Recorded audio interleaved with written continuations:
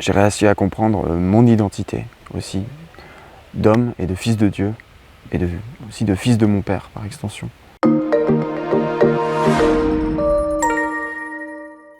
Je m'appelle Jean-Baptiste, j'ai 22 ans. Depuis tout petit, je fais de la batterie et je suis en études à Berlin où je fais du music business. Un événement dans ma vie que j'aimerais partager, c'est comment le Christ est venu dans la relation avec mon père et comment il m'a réconcilié avec mon père à travers lui. J'étais en première année de fac et comme beaucoup de gens, je me perdais dans les soirées et dans les amitiés pas forcément très constructives et fructifiantes. Donc j'ai décidé de prendre une année de formation biblique à Clermont-Ferrand et durant cette année, beaucoup de questions sont remontées à la surface parce que j'ai décidé d'ouvrir mon cœur au Seigneur et de le laisser un peu faire le ménage et de m'accompagner vers des chemins sur lesquels j'avais pas vraiment envie d'aller tout seul.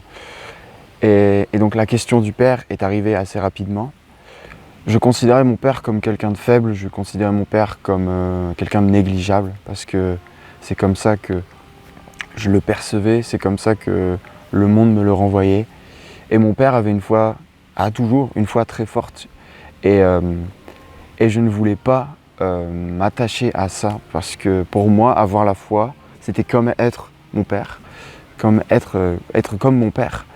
Et je rejetais cette idée en bloc parce que pour moi, j'avais pas envie d'être faible, j'avais pas envie d'être quelqu'un de lunaire, j'avais pas envie d'être quelqu'un méprisé par les autres. J'avais décidé de mon plein gré de me séparer de cette filiation et par extension en fait de me séparer de Dieu. Ce qu'a fait le Seigneur à travers cette question, c'est qu'il m'a ramené à lui. Il m'a fait comprendre que mon père, peu importe ses faiblesses, peu importe son histoire, était mon père et que c'était un homme comme les autres. À travers cette blessure et la guérison de cette blessure, j'ai aussi compris qu'être un homme, avoir une identité d'homme, c'était pas simplement être l'image un peu idéalisée que je m'en faisais, c'est-à-dire un homme fort, viril, qui n'a pas de faiblesse, qui se fait respecter, mais c'est aussi s'incarner dans ses faiblesses.